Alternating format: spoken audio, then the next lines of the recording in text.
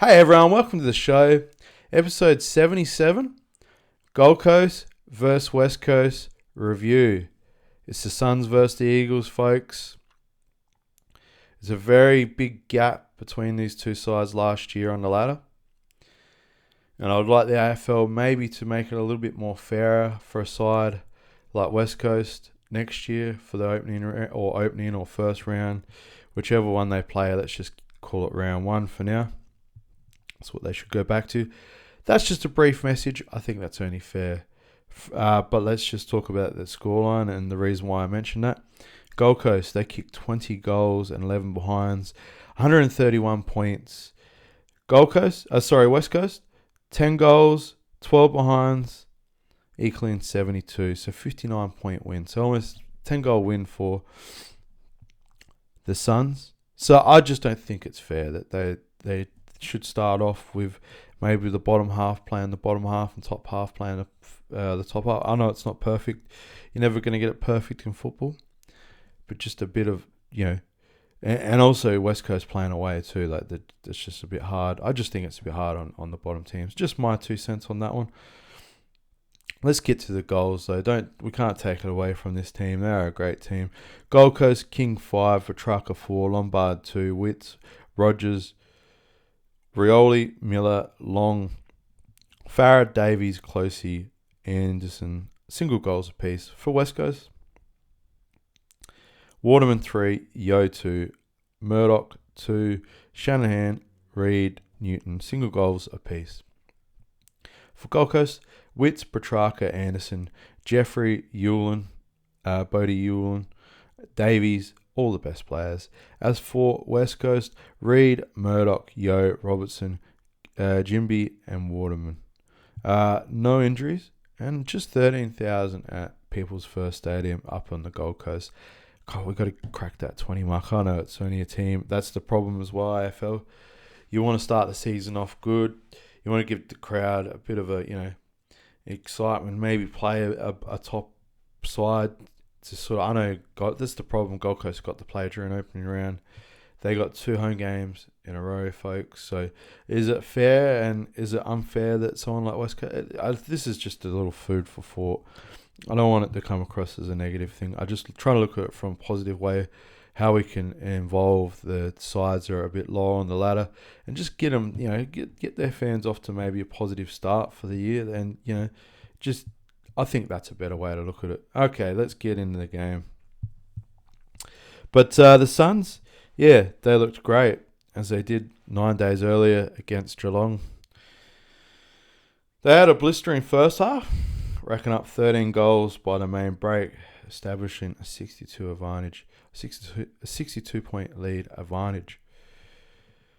Look, the young Eagles tried their best. They tried to get back in. They had a 5-goal haul in the third quarter.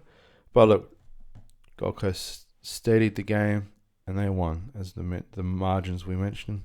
Still missing their Brownlow medalist and the reigning Brownlow medalist from last year, Matt Rao, the tough nut. But their ruckman, he was unstoppable in the ruck, playing against Flynn.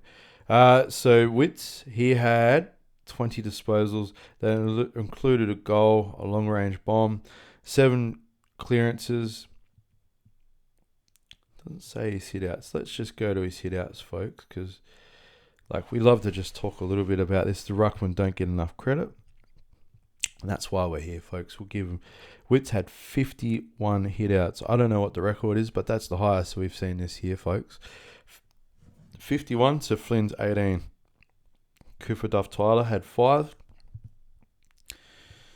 And Ethan Reed had 2. So just an absolute dominance from Witts. That is just outstanding. And I think he'll get the 3 votes, even on Christian Petrarca. It could go toe-to-toe with him. We'll talk about him in a sec. He had 34 disposals last week against the Cats and had 3 in the first term with 4 for the game. So he had 3 this game and then kicked another one in the last term. So he finished with 4 goals for the game against West Coast and 23 disposals. Now 14 of them ended up in scores. So 14 of those touches resulted on the scoreboard. So score, impact, score, disposals that end up in scoring shots. Amazing. And also Noah Anderson had 34 disposals. Alex Davies had a big impact as well for a rising player. He had 25. Joel Jeffrey had 28 off the half back. So yeah, they're starting to get him in there now. Him and Noble and Rioli. So look, they got 3 running halfbacks. It's these 2 Queenslander sides like them in Brisbane have got really good halfbacks like Wilmot, Zorko. Now we got Gold Coast with Jeffrey, Rioli, and Noble. So absolute, yeah, jeez. So Ben King, that's the tall twin. Who we mentioned the last podcast, Max Kin being injured. Ben King's come out to form for the last few years after an ACL 3 years ago. He had a breakout year last year, but this year he's off to a flyer. He's kicked 5 goals to make it 9 for the season. Leo Lombard had 2 goals after impressing with his Rising Star nomination last week. So yeah, an early starter for the medal folks. Just continues. He's got that frame. He's got a great half forward frame. There's no doubt he's going to go in the middle. I mean, as Tuke Miller gets older, straight ready-made replacement, folks. There you go.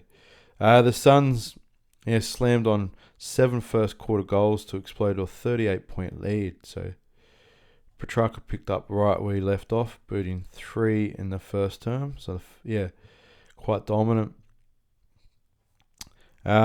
Waterman kicked the first of the term for the second quarter to try to get the West Coast back in the game. As we mentioned, Reid tried 23 disposals. Devon Robinson had 17 disposals and 12 tackles, folks. That is a great effort. You need to get around in West Coast players. You need to help this man tackle, help this man compete with this man. He's setting the standards, coming over from Brisbane. He knows that sort of inside craft, and he's shown teams other teams that need a strong tackler. Why didn't you pick this guy up? So congrats to West Coast. But Will Power, he also had a centre clearance. Pretty good game from the centre clearances, sorry. Also, mature age debutant Milan Murdoch had 22 disposals and 2 goals for West Coast. So yeah, finding the gem there as well. He was taken less than 3 weeks ago. He was an East Fremantle Perth player, preparing for another waffle season. Then he was taken by the West Coast Eagles in the preseason supplementary section period, the SSP, which is players that you can grab outside of, you have them train over the preseason, you can add them in. And injuries and stuff, there's a time frame for that. We've mentioned quite a bit about that. But yeah, he pinned McAndrew with a great tackle of holding the ball that managed a goal in the first major for his career. Also, when Andrew slung him to the ground, gave him away a 50-metre penalty. Murdoch kicked another in the second quarter. It was one of the Eagles' best players, as we mentioned, 22 disposals. And the 2 goals. Let's